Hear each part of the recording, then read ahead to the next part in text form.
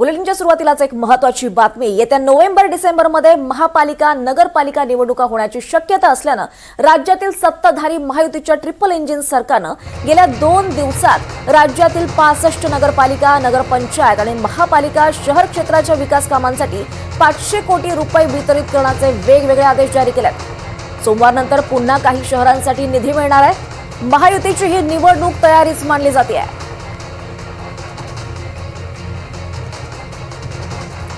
अधिक माहिती घेऊयात आमचे प्रतिनिधी राहुल कुलकर्णी यांच्याकडून।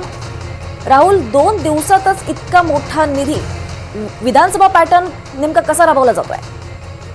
आता मी ज्या पुण्यातनं तुझ्याशी बोलतोय तिथे 6000 कोटी रुपयाच्या नव्या प्रस्तावित कामाचा सुद्धा या काळामध्ये शुभारंभ केला जाणार आहे। त्यासाठी केंद्रीय पातळीवरचा निधी, राज्य सरकारांचा निधी, मुंबईमध्ये मलनिस्सारण, सिमेंट कॉन्क्रीटचे रस्ते आणि तत्सम विकास कामासाठीचा निधी, नागपूरमध्ये निधी, असं लक्षात येत आहे की सत्ताधारी घटक पक्ष, स्पेशली भारतीय जनता पार्टीचं जिथे वर्चस्व आहे त्या ठिकाणी मोठ्या प्रमाणामध्ये अशा पद्धतीच्या निधीची तरतूद करणारे एकापाठोपाठ एक GR निघतायत आणि सोमवारी आणखी त्याच्यामध्ये भर पडेल।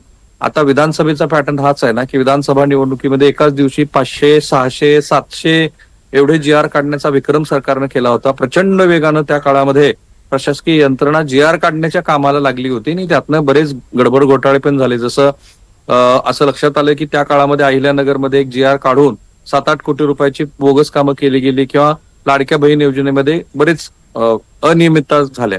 या सगळ्यांचा अर्थ असा आहे की आता दीर्घकाळापासून प्रलंबित असलेल्या महानगरपालिकाच्या निवडणुका ह्या होणारच आहेत, अन्यथा इतक्या निधींचा भरमसाठ पद्धतीनं GR काढले गेले नसते। सोमवारी भर पडल्यानंतर असं लक्षात येते की येत्या काही दिवसामध्ये 2 शक्यता आहेत। एक, दिवाळीनंतर लगोलग निवडणूक घोषित होईल किंवा 2, फेब्रुवारी-मार्च मध्ये या निवडणुका होतील, तोपर्यंत एक मोठी वातावरण निर्मिती केली जाईल।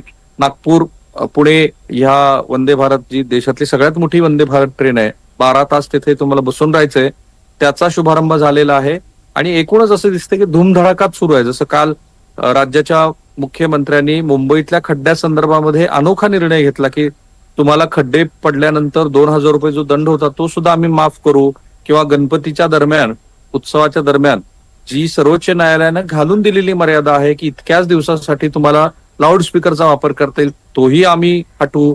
एकूण असं दिसतंय की महानगरपालिका आणि स्थानिक स्वराज्य संस्थांच्या निवडणुका खूपच जवळ आलेल्या आहेत आणि त्यासाठी येत्या काही दिवसांमध्ये अनपेक्षित पद्धतीनं निधींची भरमसाठ तरतूद होताना आपल्याला दिसेल। निश्चितच राहुल, त्यामुळे महायुती सरकारनं खरं तर मिशन पालिका आता हाती घेतली आहे। धन्यवाद या सगळ्या सविस्तर माहितीसाठी।